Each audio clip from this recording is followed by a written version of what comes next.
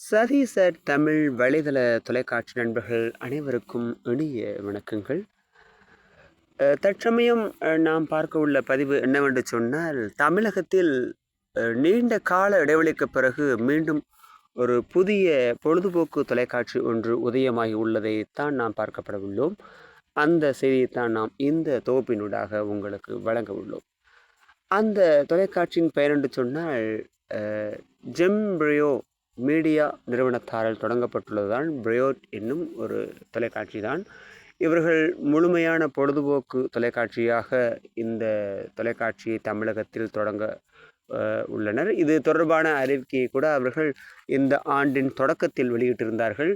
இந்த தொலைக்காட்சியானது தொடங்கப்படும் என்றும் இதில் பல்வேறு விதமான அம்சங்கள் இடம்பெறக்கூடிய இருக்கும் என்று கூட அவர்கள் தொடங்கி கூட சொல்லியிருந்தார்கள். அந்த விதத்தில் இந்த தொலைக்காட்சிக்கான உலகளாவிய செயற்கைக்கோள் ஒளிபரப்பு பார்த்தோம் என்று சொன்னால் ஜிசேட் 30 செயற்கைக்கோளோடாகத்தான் தொடங்கியிருக்கின்றார்கள். அதுவும் பரிசார்ந்த ஒளிபரப்பினை தற்சமயம் தொடங்கியிருக்கின்றார்கள் இந்த ஜூலை 2ஆம் தேதி முதல்.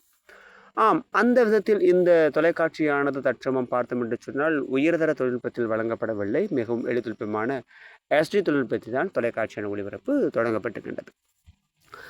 இந்த தொலைக்காட்சிகள் ஒளிபரப்பாகும் அலைவரிசையை பார்த்தோம் என்று சொன்னால் இதில் S+ மீடியா நிறுவனத்தார் தொடங்கிய ஓம் டிவி, புதுயுகம் தொலைக்காட்சி மற்றும் IBC தமிழ் போன்ற தமிழ் தொலைக்காட்சிகள் என 4 தொலைக்காட்சிகள் இடம்பெற்ற நிலையில் தற்சமயம் இந்த அலைவரிசைகள் 5வது தொலைக்காட்சியாக இந்த பிரையோ என்னும் தொலைக்காட்சி இடம்பெற்றிருக்கின்றது. நீண்ட கால இடைவெளிக்கு பிறகுதான் இந்த ஒரு புதிய பொழுதுபோக்கு தொலைக்காட்சி என்பது தற்சமயம் உதயமாகி உள்ளதை நாம் இதனூடாக பார்ப்போம். என்று சொன்னால் தமிழகத்தை பொறுத்த மட்டிலும் தற்சமயம் காலங்களாக கட்டண தொலைக்காட்சிகள் தான் உயர்ந்து வருகின்றன. ஒரு இலவச தொலைக்காட்சி என்பது பார்த்தோம் என்று சொன்னால் அது இந்த பிரையோ டிவி தான் தற்சமயம் உதயமாகி உள்ளதை நாம் பார்க்கப்பட உள்ளோம்.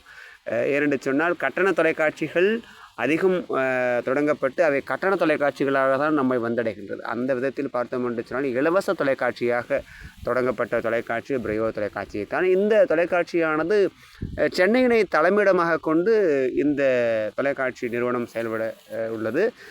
இந்த நிறுவனத்தில் இருந்து OTT மற்றும் தொலைக்காட்சி போன்ற பல்வேறு அம்சங்கள் இந்த தொலைக்காட்சி நிறுவனத்தால் நிகழ்ச்சிகள் வழங்கப்பட்டு வருகின்றன. அதையும் நாம் இதனூடாக பார்க்கக்கூடியதாக இருக்கின்றது. இந்த பிரையோ டிவியை பொறுத்த மட்டிலும் அவர்கள் இதற்கான ஒரு அழைப்புதலை கூட அவர்கள் கடந்த ஜனவரி 1ஆம் தேதியில் வெளியிட்டிருந்தார்கள். இந்த ஃபேஸ்புக் வலைதளங்கூடாக கூட அனைத்தும் பார்க்கக்கூடியதாகவும் இருந்தது.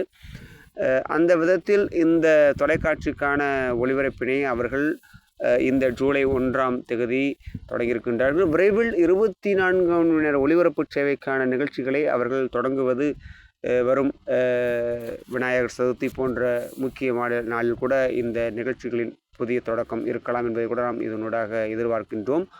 அவ்விதத்தில் தான் இருக்கும் என்று நாம் எதிர்நோக்குகின்றோம். ஏனென்று சொன்னால் அவர்கள் இந்த தொலைக்காட்சிக்கான பரிசார்ந்த ஒளிபரப்பினை இந்த ஒரு நாளில்தான் தொடங்கியிருக்கின்றார்கள் அல்லவா? அதைத்தான் நாம் காணக்கூடியதாக இருக்கின்றது. உலகளாவிய தமிழ் மக்கள் காணக்கூடிய வகையில் தான் இந்த தொலைக்காட்சியின் ஒளிபரப்பு ஜிசேட் 30 செயலிகளாக தொடங்கப்பட்டுள்ளது. இந்திய செயலிகள் தொடங்கப்பட்டுள்ளது.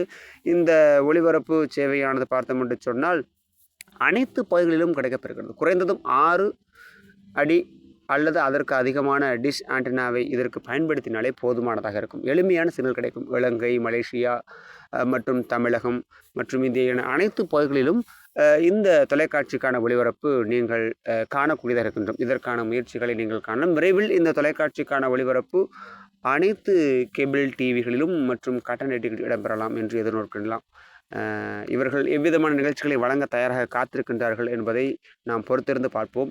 என்று சொன்னால் தற்சமயம் காலங்களாக இலவச தொலைக்காட்சிகளுடைய அணிவகுப்பு தற்சமயம் அதிக வரவேற்பு பெற்றுள்ள நிலையில் இந்த புதிய இலவச தொலைக்காட்சி எவ்வாறு செயல்படும் என்பதை பொறுத்திருந்து பார்ப்போம். நன்றி, வணக்கம். என்றும் அன்புடன் சதீஷ்.